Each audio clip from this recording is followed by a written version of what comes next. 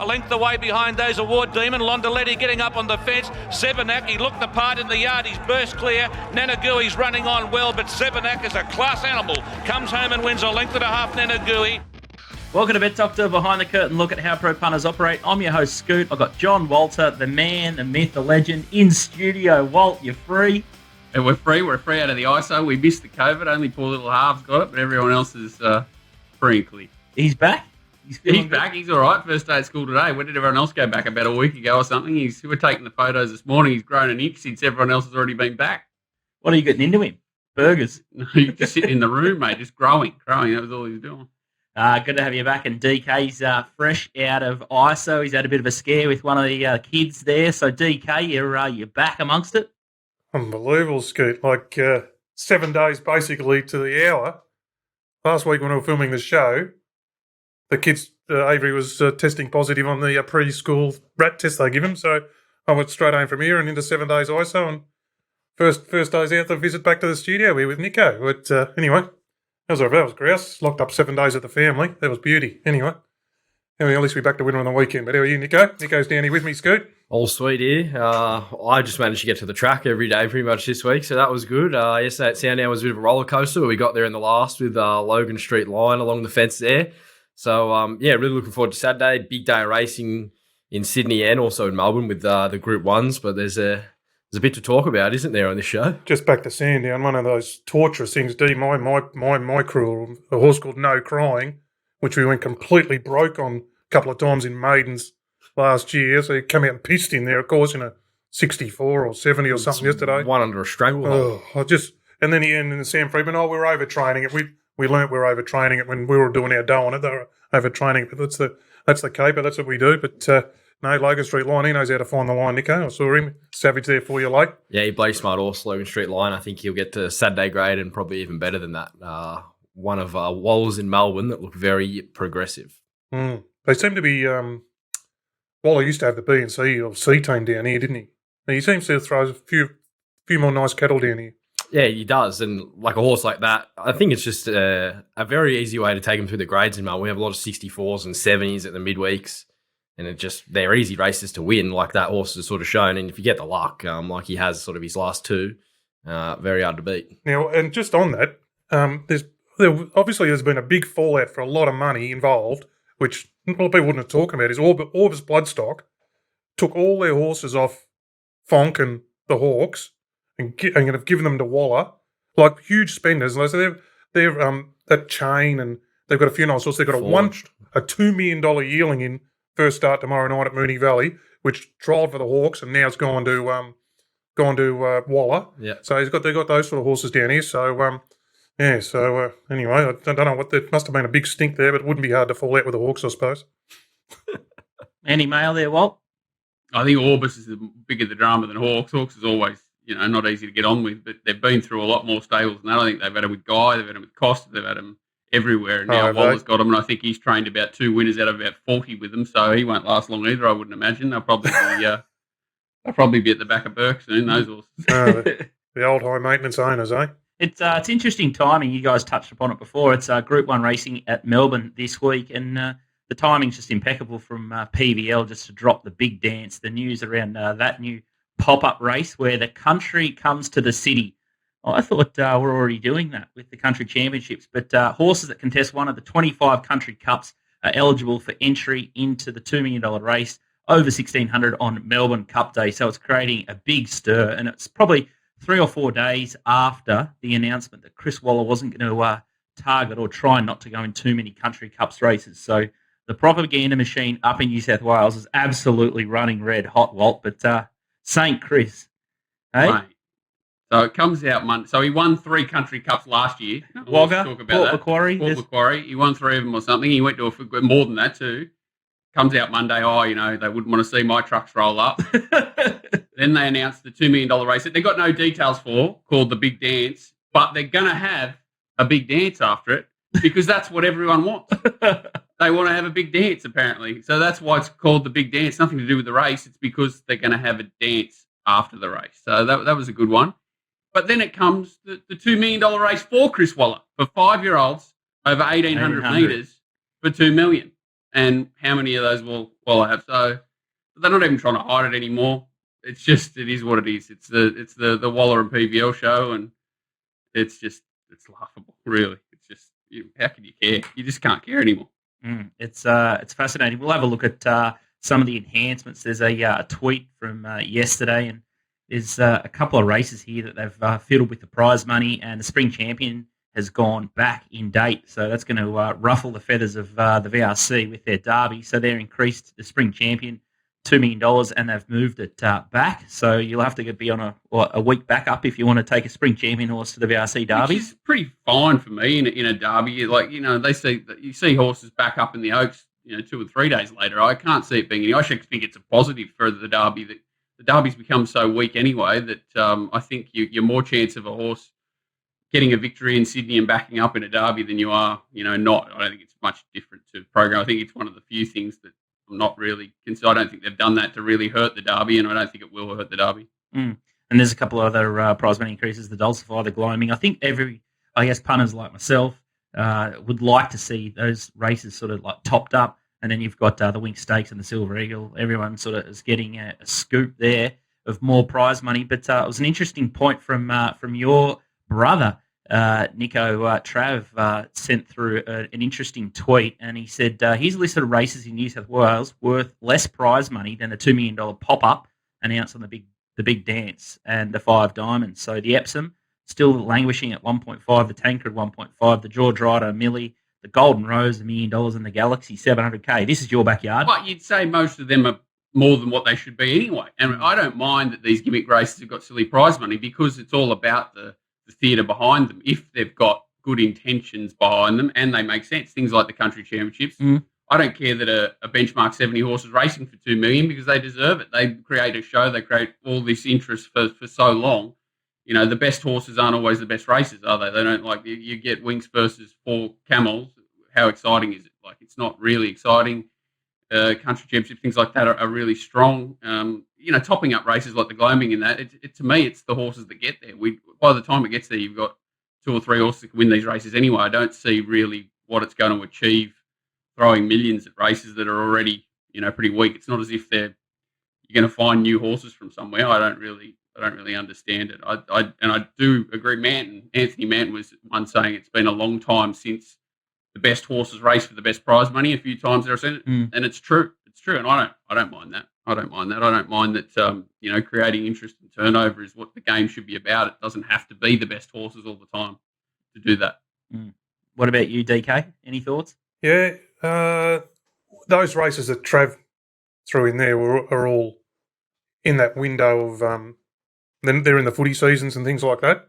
So Volandis was saying that the biggest wagering race is the Everest, second biggest race the Golden Eagle, and he wants the 5 Diamonds to be the third. And he's sort of saying, and putting those on outside of footy season in the October to November window, capturing the market. That's racing's time in the sun. He's always been about that, and he thinks that 5 Diamonds will be the third biggest wagering event. I hope it does.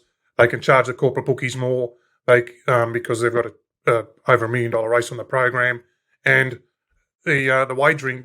They're sort of ranking the races as far as how much interest and how much wagering's on it.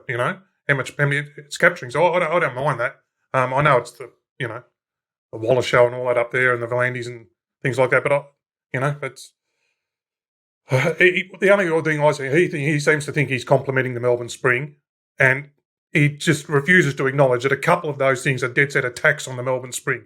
That's my biggest thing. They asked him about it yesterday. He said, "Oh, this is all complimenting," and dead set. He's just raped and pillaged Stakes Day with a couple of the other stuff they've done down there. So he's obviously in fantasy land with that sort of stuff. But every year, this time of year, there's going to be an announcement. And there's going to be the annual. It was $27 million per annum increase. This is the per annum. So wait for next February. There'll be another announcement. This worked. This didn't work. We'll try this. We'll throw another $1 million race there. He's just going to keep doing it. So as I said, Walt said, it's beyond what would you care anymore. Just play on. I think it doesn't make a lot of sense to me. It's like, why would you have a race strictly for 5-year-olds?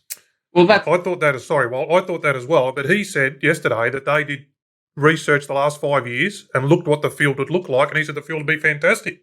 So I'm only going. I haven't done that. How's research. it going to be fantastic? You're going to have 4 weeks from the Epsom to the race. anything from the Cox Plate that probably hasn't run well may look at it and think, okay, we can get one here. Anything from Melbourne's going to stay for the Kintala or the McKinnon. Like, where are these horses coming from that are going to run in this race that are actually any good? Oh, Waller, I suppose, but We're going to have Group 3 horses running in it. Like, dead set. It'll be a welter. It'll be all Waller. And what is the worst race to ever be? Like, if he creates the third greatest turnover race out of 12 runners and 10 of them are Waller, he's the best I've ever seen. That's him and Bjorn. I can't wait for the change of tactics of Waller 4 minutes before the race for that race. That'll be a cracker for the old 5 Diamonds, 10 of the 12. That'll be great.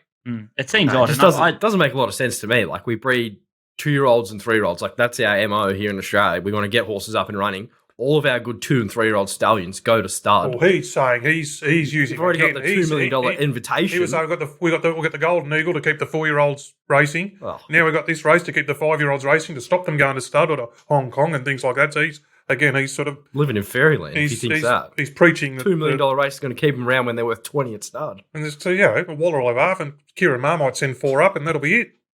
You don't call it the 5 Diamonds, you call it the 15 Wallers, and that's it. That's all it is. It's literally... This is the number one, I don't know why people, the big dance. I mean, so what? Who cares? It's Melbourne Cup Day. Put a big race on. A lot of country clubs have cups on, whatever. I mean, this was the number one story out of the press release, this 5 Diamonds. Yeah. The big dance. And who cares about that? Like, big deal. Going to have a party on after the races and have a big race on Melbourne Cup Day. So what? This was another attack on Stakes Day.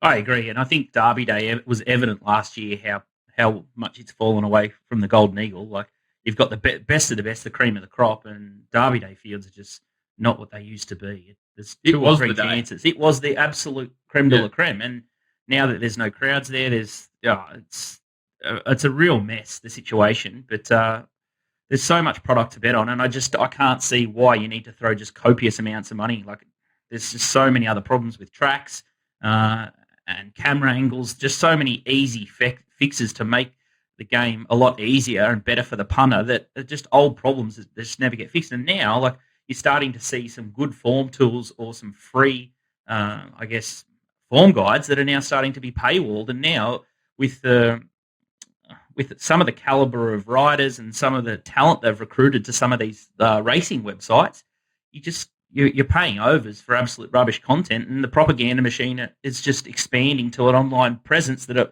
it once wasn't. So it's just going to desanitize the whole thing. For $2 million, you could put on 100, double the prize money for 100 maidens in the country a year, rather than and actually put some money back into those areas, country only maidens. That could actually people buying new horses every time they're winning maidens. That's all you really want, is people just to keep turning their money over there. You could launch your own punting form or whatever it is as Racing New South Wales, and actually do something that no one else has done for a couple of million. I'm sure you could get it off the ground. Yeah. You could start your own exchange and go against Betfair and lower the commissions and actually have, full control of integrity in the game. You could do a lot of things with all rather than have a dance.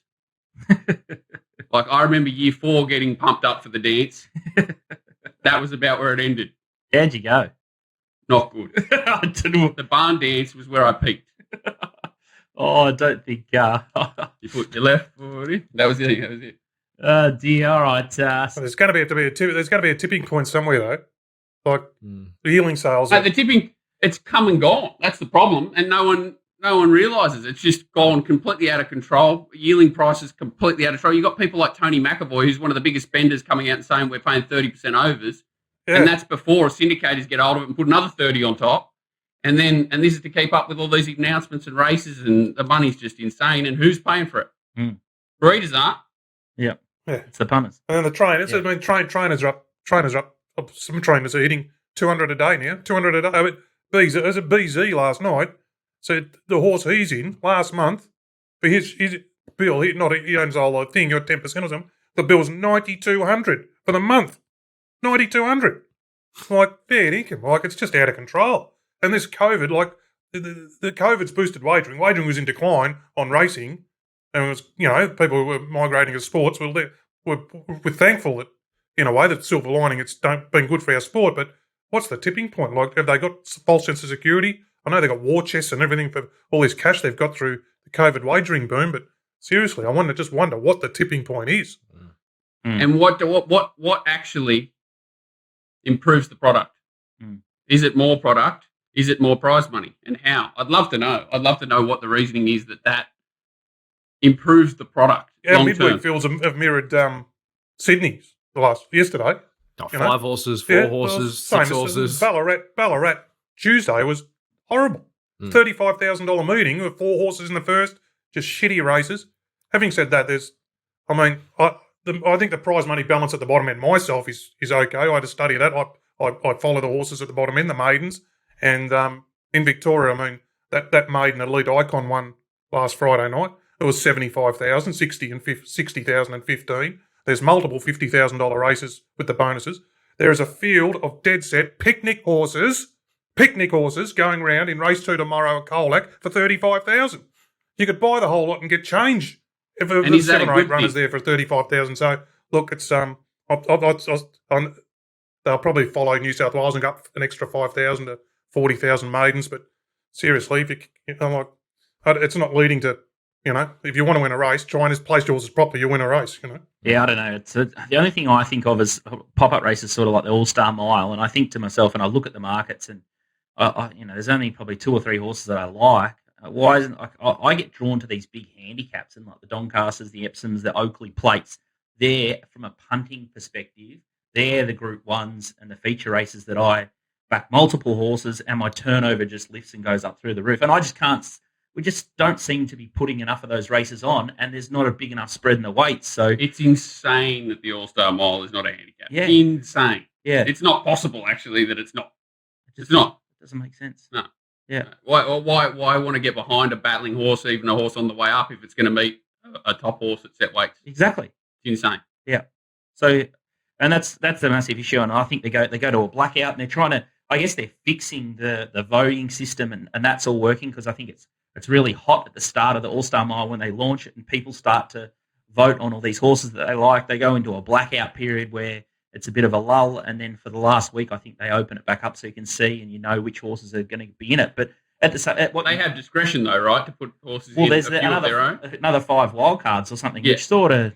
But then they can top up. They can put in Very Elegant. Yeah. And Kyber. You've done your pick cold. Yeah, all these horses, okay, they could make a good spectacle at handicap weights. No, they need to. I think the pat on the back is with New South Wales. They need to keep trying things, and I think RV need to do the same thing and keep tinkering because I think when they first released the All-Star Mile, I think the Shelley Hancocks of the world sort of half-ordered it, and we saw absolute camels get in it, and they've fixed it. 75,000 to get in the race, right, or something like that. Yeah, exactly. So I think you need to just keep evolving and tinkering, and then my hat tip to New South Wales is they're trying new things, but I think they just need to get the traditional races and pump them up because that was what got me into the game. And that's why the Melbourne Cup it's been around forever and it's long standing.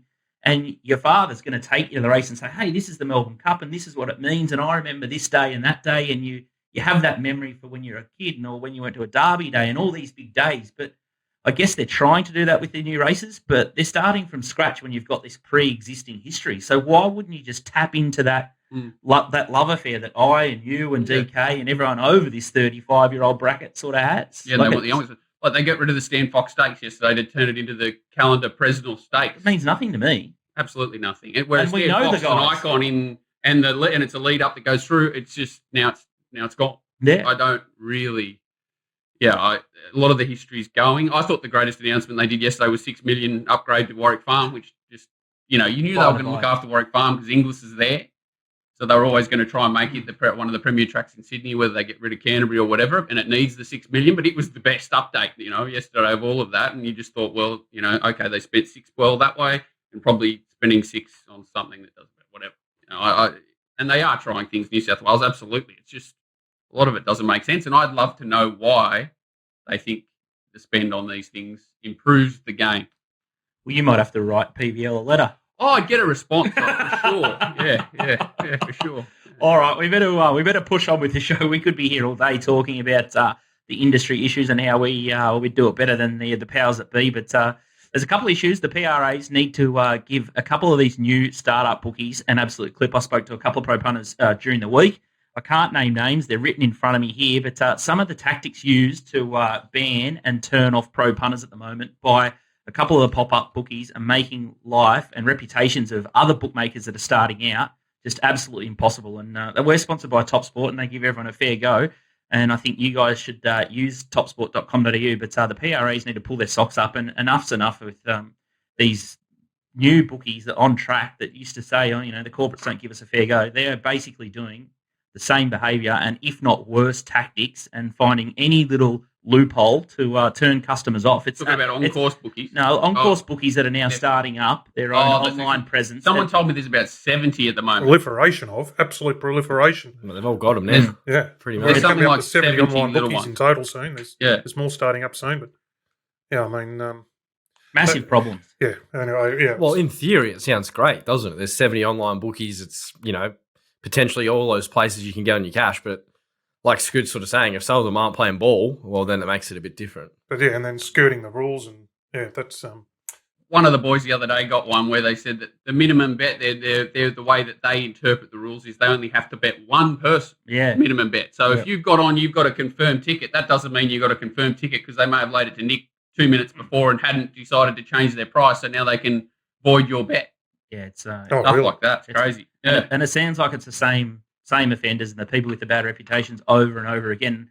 I went to the Betfair event up at the Gold Coast, and a bloke come and shook my hand. He said, "Mate, you guys retweeted something, and you got these guys to pay out." I think it was one of Chris Waller's horses up in Brisbane, and I think they shifted the price from 26 to 15 and rejected the bet. And he said, "Mate, thanks for doing that." So if you ever get any drama with any of these pop-up startup bookies, and a bookie's not giving you a fair go, just tag in Little Birdie TV, and we'll make sure the world sees their grubby behaviour. So make sure you send that in.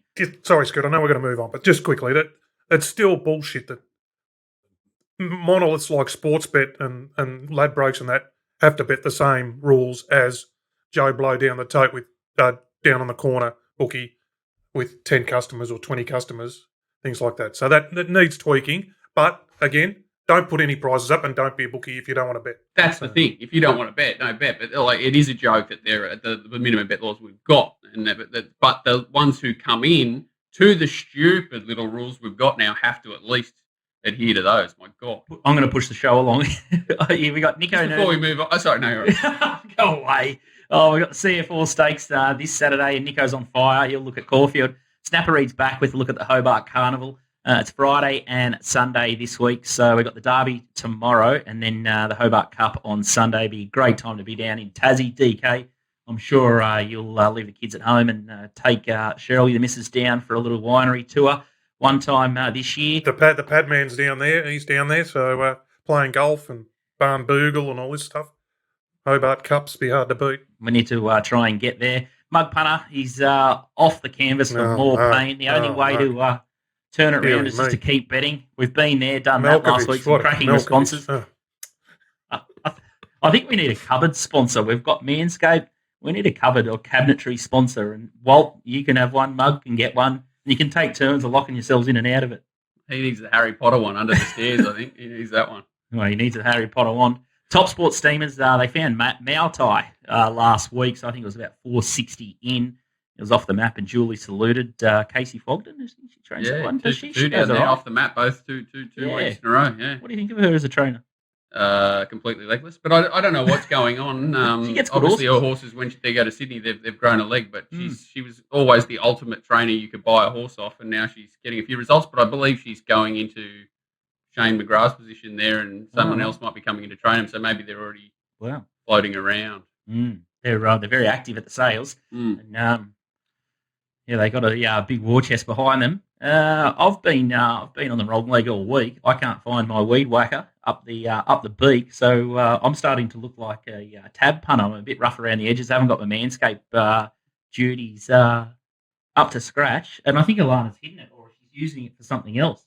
I'm not sure where it is, but I thought I put it on the charger, the weed whacker, and now it's just absolutely vamos. I know one thing: DK doesn't have it. Hey, DK's not DK. Well, he's been in ISO for a week. Surely he's been given the Manscaped. He looks clean shaven. He looks good. Oh, I had to trim up the other yesterday and everything, but no, I don't have a weed whacker yet. I've got to get one of those weed whackers. How'd it go, the Manscaped, the lawnmower, the shaver?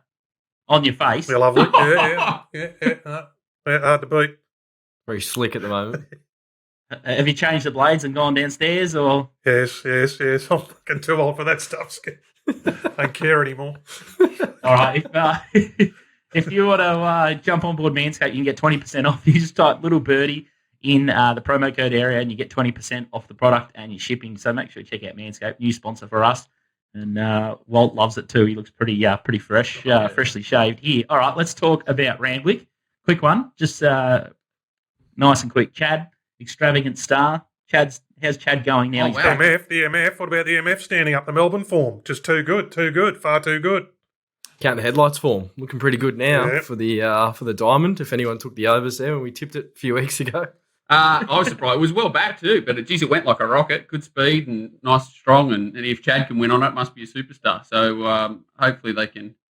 It'll probably have one more run before the slipper or something. But it looks probably the best candidate so far out of the horses up and running. Anyway, Paris Dior's a nice one. They absolutely crunched that. It was just unlimited amounts of money for Paris Dior. Yeah, well, I kept shoveling in. That stable is like the revelation of 2022 so far. Like they're absolutely flying. The old Snowdens even had the founder winner yesterday at 50s or something. They just all of the horses are improving off their previous preparation, and their 2-year-olds are airborne.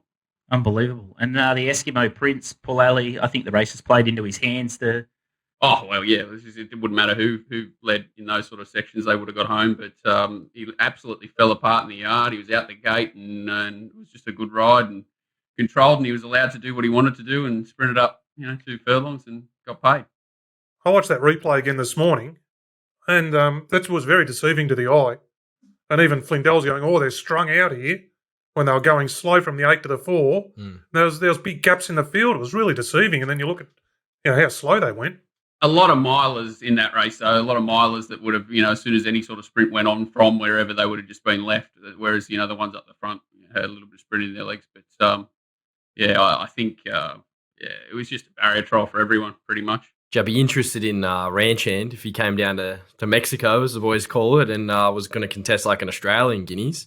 They're going to look down that path because I thought he ran very well first up. But, I think Anamo's definitely clear top pick of a lot of those horses going forward. Converge might give him a run in the Hobartville. That might be a race. I think that's next week. So maybe something to preview there. So you've got Silent Impact and Converge going both to that race, which is interesting. And then you've got, but like you're saying, Ranch Hand's going to go to a mile. Seems like that's going to be their tactic. I think that's what I heard sort of earlier this year. Or early in the autumn. You never know with Waller though. But if he was to come down to say CSAs and run an Australian Guineas, I reckon he'd end up being favourite. So if he was my horse, that would definitely be the plan for sure. If it wins a Class 3 over a mile, a Class 3, not a Group 3, I'll shave head to toe and run the DKs, mate. It is a dead set 1,000-metre horse. Like, it didn't run 1,200 the other day off a slow tempo. It is. If it wins a mile Group 1, oh, mate, I don't know. You can name it. We will stream that live. The Walt shaving down. I might have to get someone else to do it. I'm happy to shave his melon, but anywhere south of his neck, I don't want to touch it. The next stream's organised. Australian Guineas Could Day. not win over a mile at Gunnedah. I couldn't really drop off either Converge and Ranch Hand. You're going to find the right race for them in the next Converge needs a mile. Yeah. Ranch Hand. No. They're both going to win races off that. The Paloli form.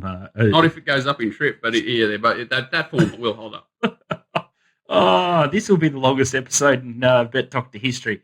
Saturday at Randwick, race 1, the Pierro Plate, 1,100-metre race for 2-year-olds.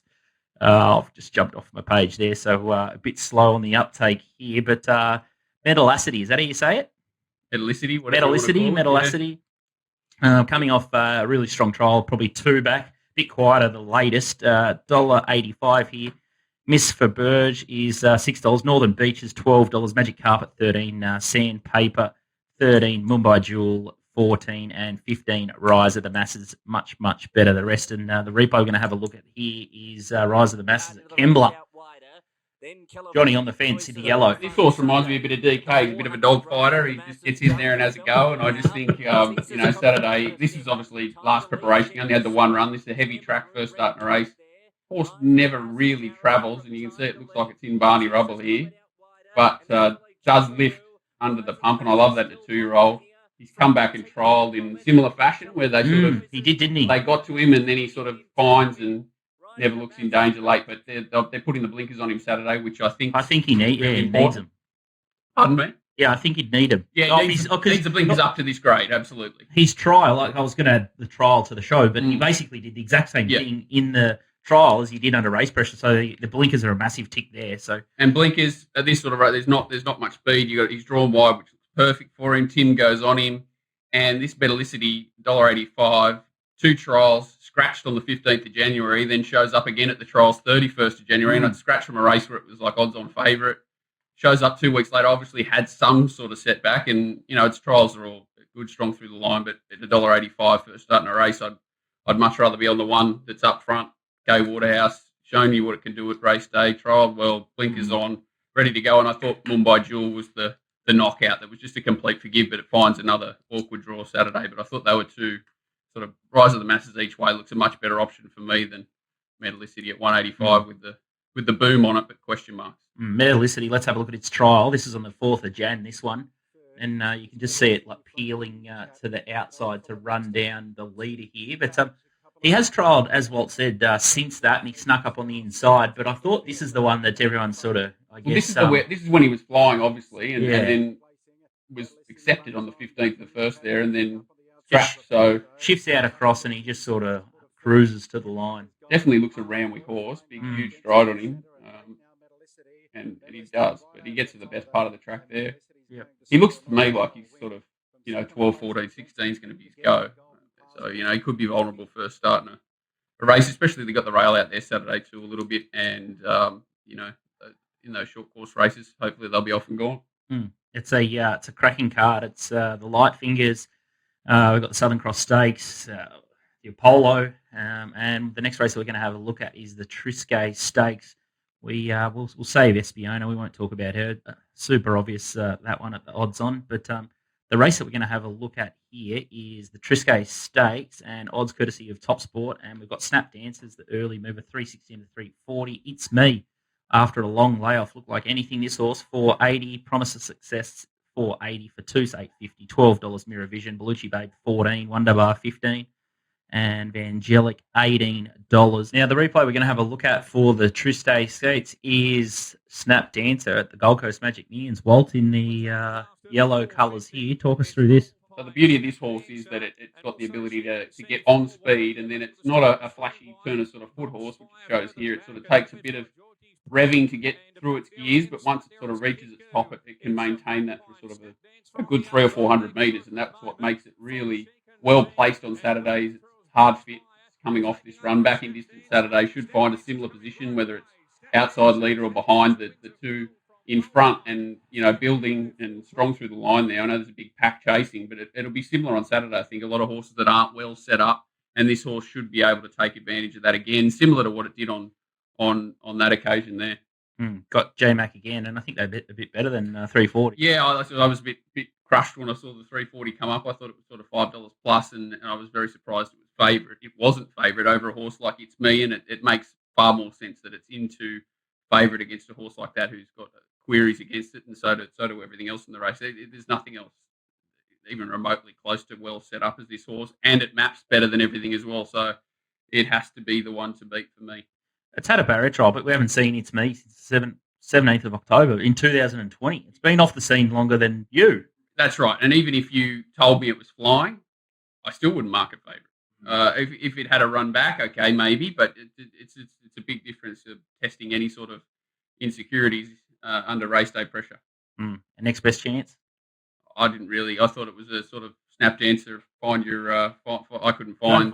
Well, not find your bookie, but not find your hooker. It was a Snap Dancer was clearly the horse to beat, and a lot of horses behind were competitive for the next position. Any thoughts from the Melbourne studio, Nico, or anyone? Yeah, Snap Dancer, she's always been one of mine. She was a good win last start. As Walt said, she doesn't have like that dynamic turn of foot, but she just builds into the race. It's Me is interesting to see how that, I suppose Mare's come back now, because she was just sort of dominant, winning the, I think she won the country championship final. She did, yeah. One of those, the Kosciuszko she might have won actually.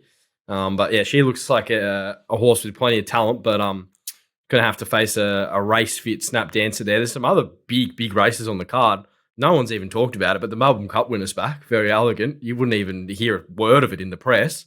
She runs in the Apollo, which looks a terribly hard race to find a winner. But I think it's going to be one of those days, with Metallicity running early in the day. If he comes out and wins, he's right in slipper contention. I think it was going to be a day you're going to learn a lot from that Randwick card sort of in the review for sure. Is there any chance that how old's very elegant?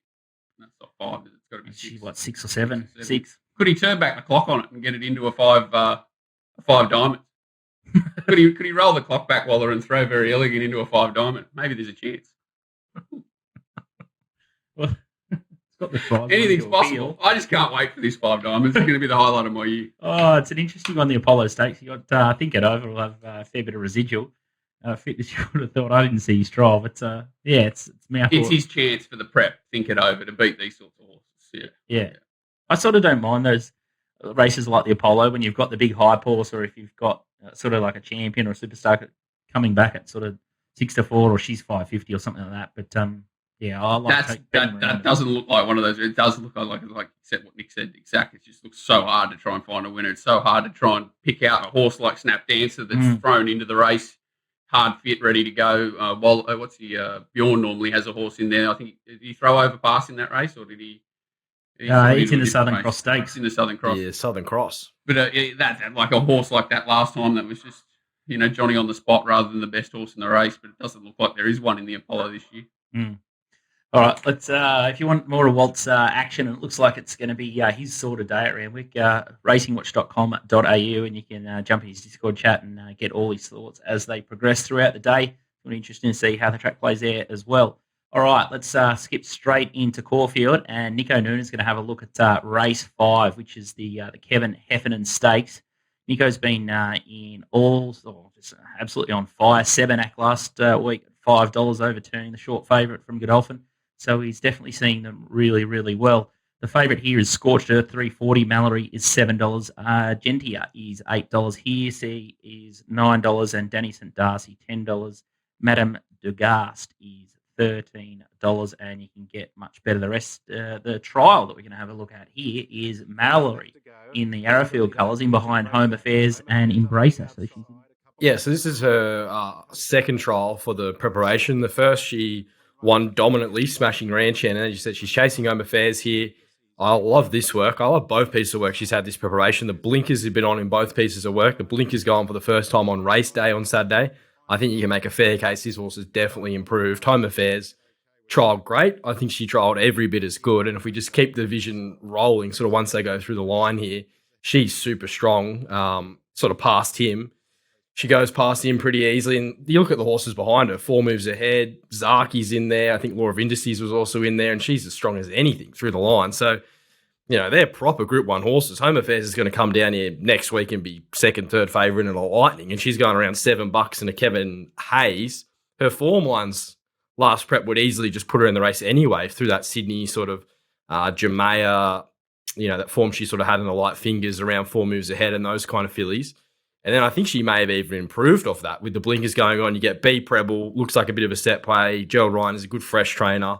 I was very surprised she was $7. I would mark her clear favourite in a race like this. Scorched Earth Racing really won, but she won a benchmark 78 the other day, and she's kind of showed herself up already in this grade sort of early last spring when Heresy ran straight past her. That horse was $10 here. Scorched Earth's around $3.50. I know it doesn't make a lot of sense to me, but Mallory, $7. I think that's an outstanding bet. I reckon she runs a place for sure, and I reckon she's a massive chance to win at $7. Probably the keenest I'll ever be on a $7 chance. Gee whiz. Ooh-ah. That's it. Isn't he confident? Ooh-ah. He's just pumping the chest out. It's a bit like DK. Could be a moral. Could dead set be a moral. $7 moral. Could be. Does Madame Dugast bring any X factor in here? I don't think she's hopeless. Don't know if she has the sort of form lines that would suggest she's good enough. I know Elite Icons come out of that she's race only won a maiden, but since it did rate well. Oh, rated well, and she's had that jump out again. Went on Monday or something. She's trialled again since. Against a good horse or something. She beat From Pantherland. I don't know if I could part with my cash at sort of 13s, but it's only a second start of the races. But she's got some upside. Argenti is here, who was the boom filly of the spring, sort of last time in, and then went a miss. I would say if her jump out, she may potentially need the run. She's by Frankel out of Princess Cope. I think that may run second in a Caulfield Cup. There's every chance this prep she wants 1,600 and even further. So drawn barrier 14 first up, she's going to have to go right back. I think Mallory just sort of sits one out, one back, maybe even closer. Get a B Purple Peach, and should be bloody hard to beat. It's convinced me. $7 looks a fair price. I love it when anybody has the balls to go Moral. that extra. Yeah, that's it. $7 can't be any keener at $7. I like that. And he's got Walt's pricing too. He's marked it favourite. That's right. That's right. No fed sitting, no splitters. Having it. Does Walt know that horse?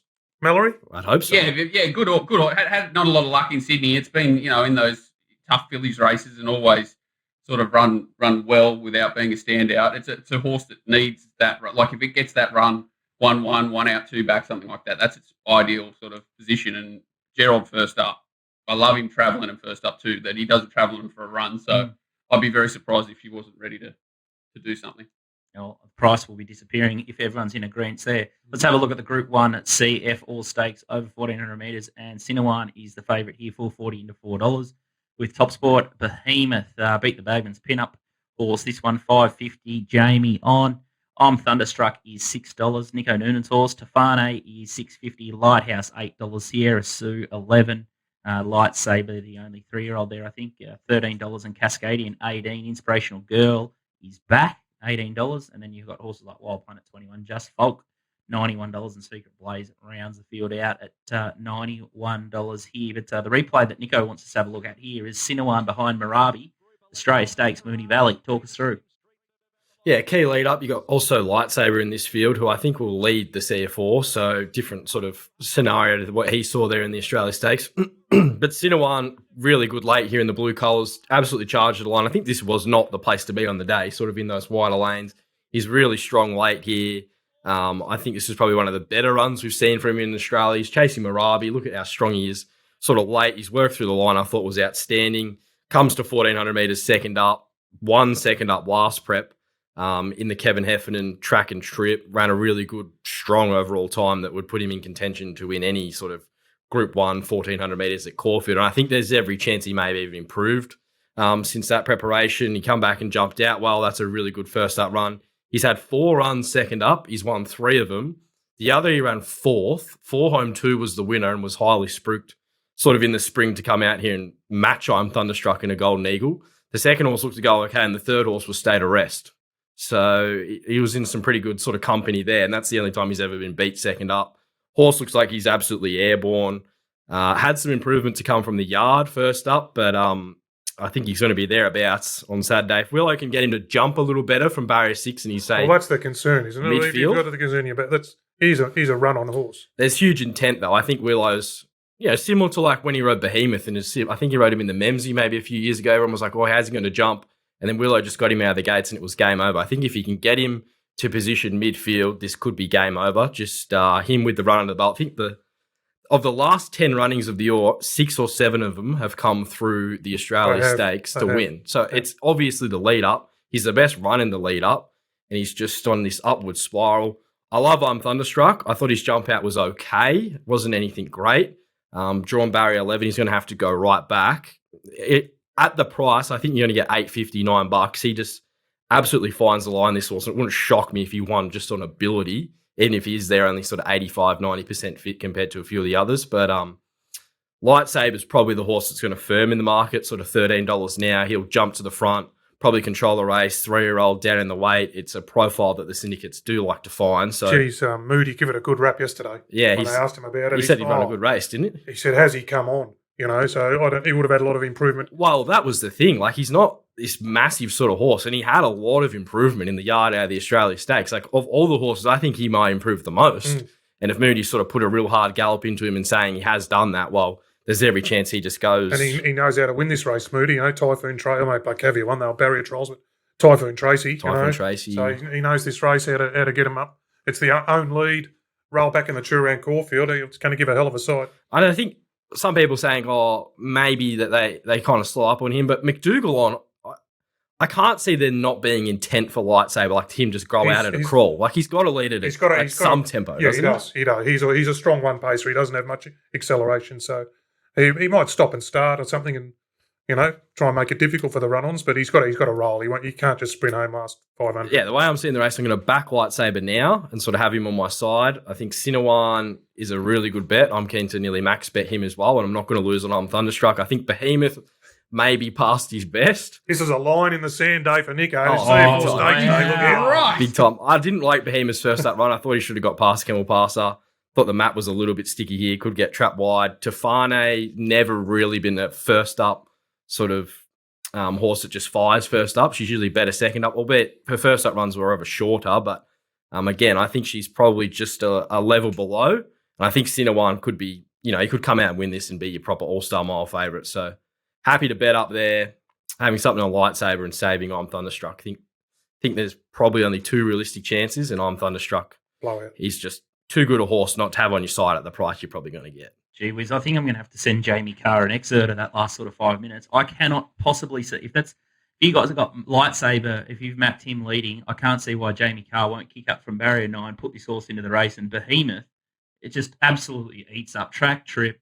Outside leader. She'll just sit outside leader. It's jumping from an 1,100 metre race up to a slow speed 1,400 metre race. Jamie Carr's just got one option here from barrier 9. She'll just skirt across. She is no deal. This horse will bully the 3-year-old and probably kick its head in. I think Behemoth. If it was a Moody Lightsaber, you'd pen it. For me, only because it's only class wise. It's just going to control the race. But like you say, you're going to have a couple of weight for age horses sitting behind it, and then to me it looks like one of those weight for age battle of tactics. But you guys know these horses better than me, and I think I would have thought that I'm Thunderstruck's out there for a look. I'm Thunderstruck would be absolutely. They were going to kick him off in the futurity, and I think he's in need of a run. So that was the thing with Behemoth. They said, well, we're going to run in the Durbridge and go straight to the futurity. And now they think he's in need of a run, so they've come to the Orr. So there's a bit sort of that can grey you up there. Exactly. But Sinawan's the horse. He's been set for the Orr. He's had the first up run. He went enormous. Yep. I don't know how you can go past him, to be honest. Can he sprint? Well, I nearly felt like when I saw $6 about Behemoth, I nearly. I got the keys. You got the keys. That's what you want. That's the go. I went down to the local. I was just like, that just looks the wrong price for me, Behemoth. I think all the big That's models. That's a good race if it's got this many angles to it. I love it. Well, let's start to bet up. I wouldn't mind a bit of a side action with Nico Noonan if you think there's not many chances and he thinks Behemoth's past it. But that said, I will go into Nico's corner. Once an old horse has had its time in the sun, Nico he's all over him when they've had enough. So he can pen them at the right time. I've noticed. Never liked the horse, but what's that? Behemoth. I've never liked the horse, but he just this exactly like you said, 11 to 14, sprinting his legs, perfect position in the map in a weight for 8, race that's just going to be run really tactically. It just sort of it's a D-Day sort of position for him. If he can't win Saturday, he may never win again. You're right. And you have a look at Kayla's ridden it last 2 times. Craig Williams, Brett Preble, Kayla, and then all of a sudden you got Jay Carr and. Just with the thing about Jamie is I think she rode I think it was one of Golan's horses in the Queensland Carnival. Remember when she just nearly knocked them all down in the Stradbroke and stuff like that? She'll just do anything to win. She's so hungry and fearless, and that's why I like her. Yeah, she just doesn't care. I like it. Yeah, she's our sort of rider. All right, Nico, we're going to have to figure out what a side bet is there. I'm pretty bullish on Behemoth, and you're obviously ultra keen on Sinawan, and I can't believe you're going to say that Sinawan's nearly the All-Star Mile favourite after that. You got a picture of I'm Thunderstruck on your dunny door. You've got a little Teddy I'm Thunderstruck in your bed. You are his biggest fan. Wash your mouth out. Just back both. One of them will win the All-Star Mile. Guarantee that. Zaki is coming down, actually. I forgot about Zaki, but I think Sinawan and I'm Thunderstruck are definitely the seat 1A, 1B Melbourne for sure. What did you think of Zaki's gallop between races? Gallop? Yeah, no, he galloped nicely. The one I was interested in the gallop was the horse that Nick mentioned before. Is it called Law of Indices or something like that? It had one that ran in the Golden Eagle first up. It's in on Saturday first up, and holy shit, if he pushes the button, James McDonald on Saturday, it could blow their heads off. Yeah, I thought Top Rank went really good against Zaki. Yeah, no, I don't think those horses are anywhere near. They're just potting around. All right. Puntingform.com.au is the form guide that me, Nico, and DK absolutely love. It's been a game changer for me. You can get a little bit of an angle on their track biases. So they've got all the historical lane data there as well. So make sure you check that out. $2.97 at puntingform.com.au. We'll take a little bit of a break and we'll get Snapper Reid from Tas Racing to talk all things Hobart. Welcome back to Bet Doctor Behind the Curtain. Look at how pro punters operate. I'm your host, Scoot. I've got Walt in studio here, and he definitely doesn't know anything about Hobart racing or Tasmania. Have you ever been to Tassie, Walt? A few times playing golf, not to go to the Barnbougle? Just a bit on the trots there a bit. Yeah, been to Barnbougle, played a couple of Tasmanian amateurs there back in the day when I used to pretend to be not legless, but more golf than racing in Tasmania for me. What do you know about Tasmanian trots, or who do you know? That's for me to know. Oh, Jesus Christ. All right. Someone who does know is Matt Snapper Reid. He was all over the Elwick Stakes and absolutely declared it. And we got the chocolate, so make sure you listen carefully here. But Snapper, welcome back to the show. Go, Scoot. I was 50-50 last time. We got the Elwick Stakes winner, but I'm on track at Elwick now, and Sir Simon, who I tipped in the Summer Cup, just crossed the line a couple of minutes ago. So let's hope we can do better today. The place would be jumping at the moment. Tourists everywhere. The car rental companies would just be absolutely pillaging their customers. But it's a cracking 2-day carnival. You got Friday, you have a little bit of a let up, or you just find a pub tab somewhere in Hobart, and you nestle in for the Saturday races, the Group 1 racing. And then on Sunday, you got the Hobart Cup. I tell you what, it's the ultimate lads trip. Perfect time to visit Tassie. So make sure you get down to Hobart one year and do the double with the Derby into the Cup. Let's have a look at the Derby market, courtesy of TopSport. And this is Friday, race 6. And the nephew's favourite here at 310. No surprises, $4. Dodgy one, named after DK, $6.50. Tanaka Sun, $6.50. Ashy Boy, $7.50. Alpine Affair, $9.50. And Chinchiro, $18. Bond Street Bow, $19. Medal, that's what I need for dealing with Walters Majors, $21. And that's the market there. But the lead-up race here that we're going to have a look at is the Launceston Guineas. I tell you what, you would add heart palpitations if you're on Alpine. Wolf fell in at the $1.24 SP. And talk us through this one, Snapper. Yeah, this is the main local lead-up, Scooty. So as you say, Alpine Wolf's gone to the front here. Favourite punters are on good terms with themselves. But the one to that horse is outside. Siggy Car riding in the blue and white. No surprises, gives the favourite an almighty scare as they get towards the post. This was basically all the locals getting to 2,100 metres for the first time. Reasonably tight finish there. I think we had a couple of lengths separating the first half dozen across the line. So the challenge we've got in the Derby, as we always have, is the locals versus the visitors and which form's strongest.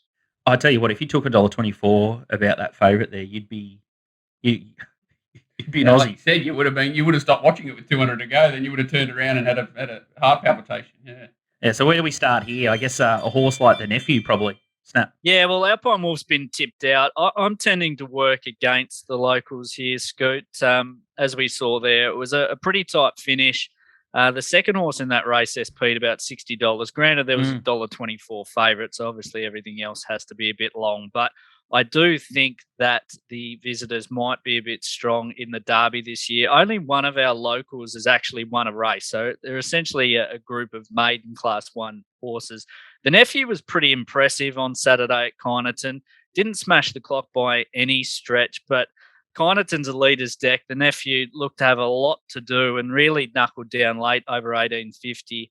The second horse in that race, Diplomat Jack's a winner of 6 races. So if you tie that in with what I'm saying around the locals essentially being maiden Class 1s, the nephew coming via a benchmark 70 where he's managed to knock off sort of a seasoned stayer, to me that looks stronger form. I marked him favourite at around about the $3 mark, and that's what we're shopping. He's got leading local rider Brendan McCool on, and I do think he's hardest to beat.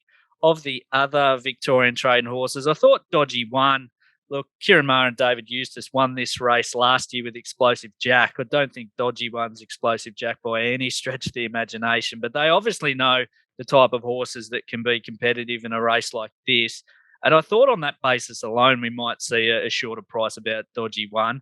They went very slow at Donald as they did at Kilmore last time. So it's a bit difficult to get a gauge on Dodgy one's staying prowess through his form, but you put a lot of faith in the stable as well as the jock, Johnny Allen. And they're the two I'm centering on, Scoot, the nephew and Dodgy one.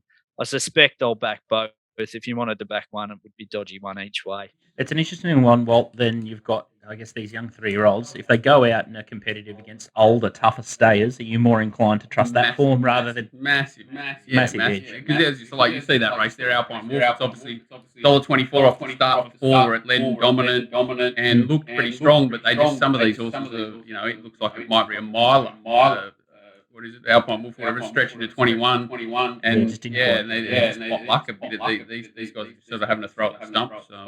So whereas you've measured up with a tough stayer. It's a huge thing as a 3-year-old. Yeah, I would have thought the nephew and Dodgy one of the ways to play it, and I think the market will tell the story. You get a massive push from both camps. I think the Payne stable, if they like one, they're usually hammered, and especially Mara and Eustace. We've seen like horses like a Totsu and stuff. It doesn't really matter what they've done in the past. They've come from Donald Maidens or Colac or any places similar to like DK Weir used to do it. They'd come from stall and all anyway, and then they'd just go straight to town or their target race, and they'd be off the map. They've got 20 season horses every day that they can roll them around with, measure them up. They don't have to put them in races. They can do whatever they like at home and see what they can do, probably.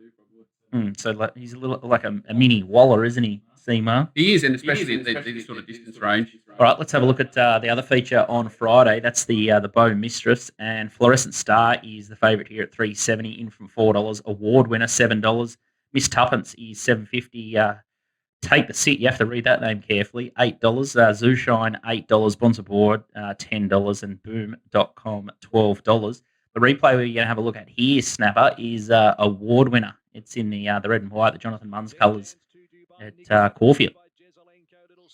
Yeah, I wanted to go a fair way back here, Scooty, because we actually have a scenario where we've got a decent chunk of the field who met each other, if it's the race that I'm thinking of, but it might not be. Anyway, Award Winner and Fluorescent Star have actually clashed with each other on quite a few occasions if we go back through the prep, and there really hasn't been a lot between them. It's come down to sort of luck in running and barrier draws and things like that.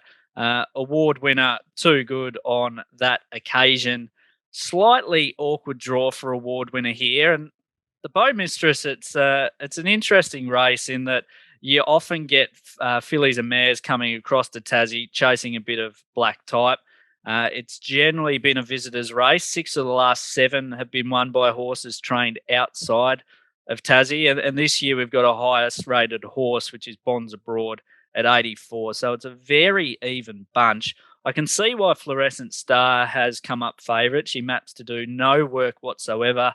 Her last 2 starts, she's chased home in the boat, who looks to be a pretty progressive type. For me, though, in a race like this, I think the 350 is a little bit short, and I'll be looking around her for a bit more value. I've put the wrong replay on there. Sorry, Snapper. Yeah, you're looking for the award winner knocking off Fluorescent Star there, and I went to a last start at Caulfield, so apologies to me. But the $7 probably looks the better value play. My first look at the race too, but yeah, interesting one. Bonsaboard first up. It'd be the runner that I'd be probably keeping safe. Also, what's your impression of the early picture for the Hobart Cup on Sunday? Obviously, some funny platforms and off their lead-up runs, but no real markets up yet. But which way are you leaning in the Hobart Cup? Yeah, I think it could be a visitor's race again this year, Scooty. History is against the toppy. Our local legend, Gigi's Black Flash, is the only horse this century that's carried 59 to win a Hobart Cup. So Ho-Ho Khan has that working against him.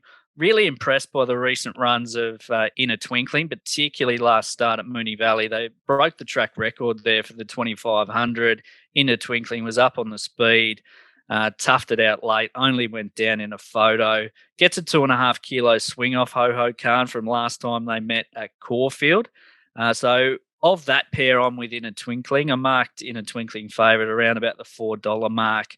I think that's what we're shopping. Certainly that was the price on all in markets that I saw, but Walt might be able to fill me in a little bit on Lord Belvedere.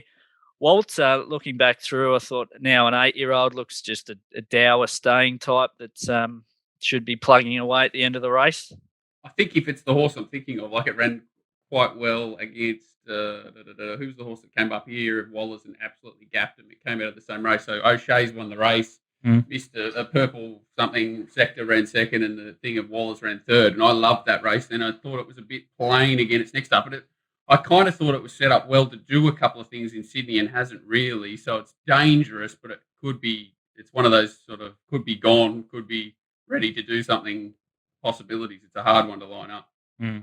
Yeah, it's a tricky one. I thought In a Twinkling probably would be the way that I'd go. I think just the way the race might pan out in the Daquin Sweet Junior form, I think there was a bit of a wrap on it. And Jamie Carr, I think it was a pretty close finish there. And the horses like Starcaster and Good Idea, and I think that'd be sort of around the mark here in a Hobart Cup. But yeah, interesting little race, and maybe the locals will be under a fair bit of pressure on Friday and on Sunday. Surely Lord Bev would like going to it would be D-Day. Like it's a huge drop from that Sydney form's pretty been carrying well everywhere. It'll be interesting to see how it goes. Outstanding stuff. All right, Snap. What's the next feature after Hobart Cup Sunday? What's the racing look like from now on in? So we've got a short turnaround this year, Scooty. Lonnie Cup is on the 23rd of February, so I've only got 10 days between Hobart and Launceston. So there's a $100,000 bonus for a horse that can win Hobart and Lonnie, so something to keep an eye on for whoever does the cross the line first on Sunday. We got Tasmanian Oaks on Sunday week, though, before the Launceston Cup. And we've got our Magic Million sales on the Monday as well. So you talk about carnivals, Scooty, that Sunday into the Launceston on Wednesday, a bit of a barn boogle on the Monday or Tuesday, or even over to King Island for a bit of golf. I'll be looking towards that. But, yeah, it's all happening thick and fast here at Tassie at this time of year. Got to back a winner to get to King Island, surely. It's an upgrade from Barney Boogle, but both great places. You get the carts, though. So I did the lads trip to Barnbougle a couple of years ago, and I think I was a bit lame and had to get sweaty feet and blisters by the end of day 3. I was cast. Maybe because I was so wayward and all my shots, I probably walked an extra couple of kilometres. I can't remember if we did carts or not there. And just sweating all the booze. They got one of the ultimate lads sports bars at Barnbougle. We all took a couple of bottles of wine over each. And the pizzas. Unreal. Unbelievable.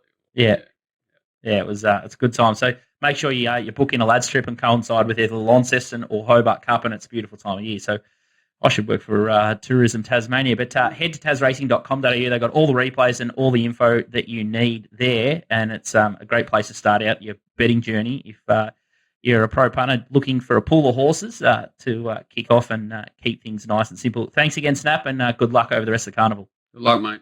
Thanks, Scooty. See you, Walt. Talk soon. All right, now it's time for Mug's Moral. This is Walt's favourite segment. Walt, just quickly. I've never experienced this live. Well, it's not live. Mug's pre-record. But how much would Mug need to spend? So let's say we flew Mug up for, say, a Wednesday through to Saturday one-on-one betting session. How many thousand would Mug have to spend just to sit in your cave and just learn how you go about the form? What would it be worth? 5K, 10K? There's no price. Can we organise this and I'll pay for it? Does he eat in the dungeon? If he ate all meals out and he just sat there, we'd be okay. But he'd have to pay by question. Shit. Oh, let's hear what he likes this Saturday at Randwick. I'm scared. Mug's moral this week. We all know the Mug is busted in the chair, but there's only one way to get out of it. It's the tip winners. So this week, the Mug's moral is race 4, number 2 at Randwick, Capital Rain. It ran very good last start against Silent Impact. Led, it got claimed late. It doesn't look like a 1,100 metre horse. It looks like a 1,000 metre horse. And one of the pearls I learned from Mark Lambon is 1,000 metre horses are 1,000 metre races. So this horse looks like a 1,000 metre horse. Tyler Schiller on board. Barrier 8. It will just jump, lead, then go find your bookie, boys. So, the Mug's moral this week is race 4, number 2. So, boys, what does the Mug say when he finds a winner? Go find your bookie. Good luck. And I'm on holidays for 2 weeks, but I'll be still sending you the Mug's moral. Good luck. Interesting there. He's gone for the Mark Lambon Pearl, the 1,000 metre Island Pearl with Capital Rain. Tyler Schiller. Was that a Manly jersey he had on there? No, South. No, it wasn't, was it? I think it was P&O. There's no South P&O. I think it was an old South jersey, wasn't it? It was Manly. No, he's a South man. Manly explains a lot, and the price has just gone up for coming into the dungeon, let me tell you. You might need to get your eyes checked. I swear to God that was a South jersey.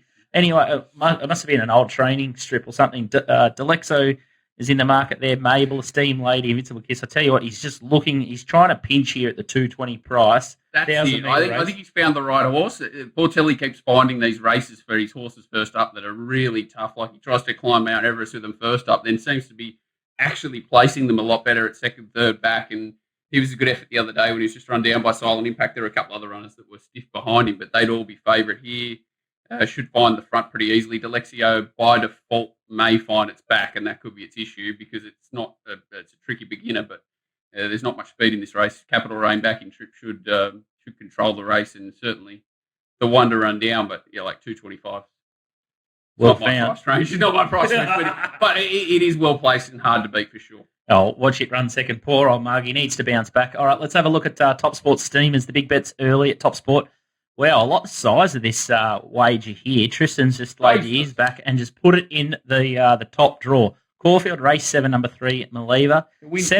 7,000 at 750 against horses like Artorias, Marine One, Ingratiating, Oxley Road. I think Nico was sort of thinking it was maybe an Artorias sort of Oxley Road type setup. Didn't declare anything in that race. It was about the only one.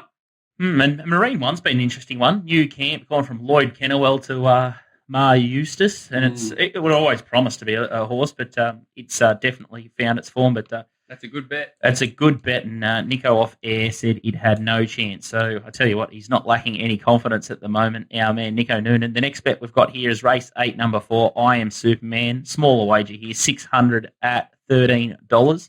Have you got to race 8 yet, Walt? Well, it's an impossible race, but it's as a sort of saying that's stable. If the horses were going well for that stable 3, 4, 5 months ago when they were going through a bit of a lull, I'm expecting them to go to another level this preparation. So that was one of the horses. He was sort of probably not at his top last prep, but you'd expect him to kick off in style. I can't knock it, $13.